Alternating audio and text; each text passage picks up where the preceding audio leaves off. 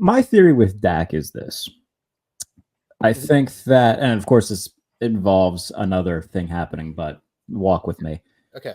Assuming that Dak does become a free agent in 2025, which I think he will. Yeah.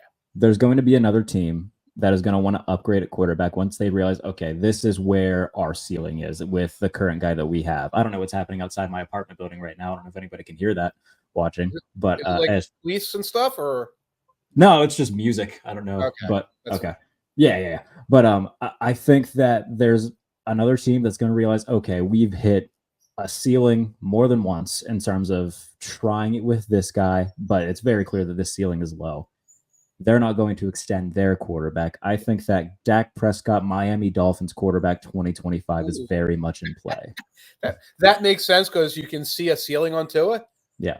And you can say, I hit that ceiling of Tua. Forget, I'm going to go up to the Dak ceiling, which is a higher ceiling. Yeah. And if I'm going to pay a ton of money, I might as well do it for him. That's one. Buccaneers are one. There are some teams that are like cash strapped, like the Saints and Raiders, who you could see doing it, but you don't know how. I can't be bothered by the way to care about the New Orleans Saints anymore. I'm done. I will not put any sort of interest, and I will be very. I did it in the my inaugural power rankings coming out of free agency for Touchdown Wire. I was like, look, I cannot be bothered to care about this team that has been the exact same for the past 3 years, kicking this can down the road. So, we'll bring in a Chase Young, a Willie Gay. That'll really get us over the hump. But no, it won't, man. You got a quarterback that's like a step back in Derek Carr. I can't be bothered to care. So they're going to be cash strapped for, I think, the rest of eternity because they're another franchise that doesn't seem to be changing their ways because they think they're one move away from being great. Ryan Ramczyk might have a career-ending injury. We have to extend his contract. We can't cut him or anything else like that because it would be too expensive. We have to extend the contract to make it work with cap space. Yeah, I used to have these arguments. I guess it was like I would probably have to be 2021 because it has to be after Breeze is gone. With like the Saints fans and Saints bloggers. And it's like, you don't know what you're talking about. There's no such thing as the cap. Look what we're doing. And then like by like middle of last year, they were like, yeah, okay, you're right. This is a bad idea. Yeah. This didn't work. But like the Seahawks are a team that could be saying 2025 Dak. Dolphins are a team that say 20. There's always a team a year down the road that could say we need to move on from our quarterback once you take out the teams with their rookies and the teams who just paid the guy. What about the Broncos 2025 Dak?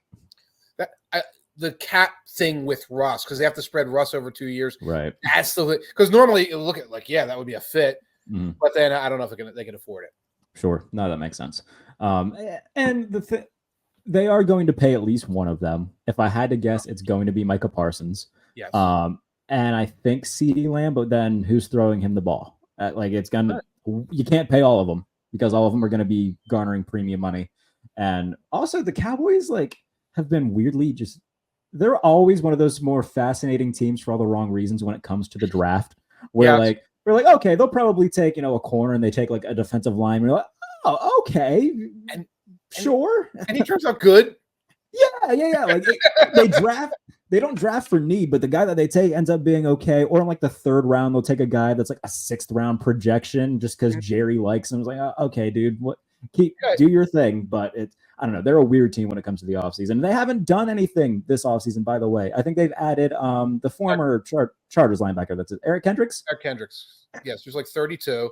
Yeah. They let a lot of guys go. And when we talk about paying people, and I did at the 2 Deep Zone, MikeTennier.substack.com. You can see it under my name. I wrote about it last week, and I really had to go a little deep into their financial situation. There is nobody under contract after next year. So you go through next year.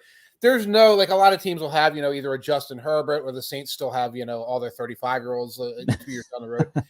It is a clean slate. Like Zach Martin's contract, Tank Lawrence's contract. If you can name a Cowboy, their contract is up at the end of this year or at the end of next year. So if you start paying guys, you have a guy like CD or Micah Parsons, so it's going to be for 4 years. You want to keep this guy. You can hide the money in 2026. It's a clean cap out there. So you could do that for Dak. You could do that for all three of them and say, we'll put the money in 2026. We'll spread some of it into these 2 years. You can do it. It is possible. Yeah, you would obviously lose some rank and file guys. They lost the rank and file guys anyway. They lost Torrance Armstrong. They lost Tyler Biadasz. They lost Tyron Smith, who's not a rank and file guy, but he's an older guy.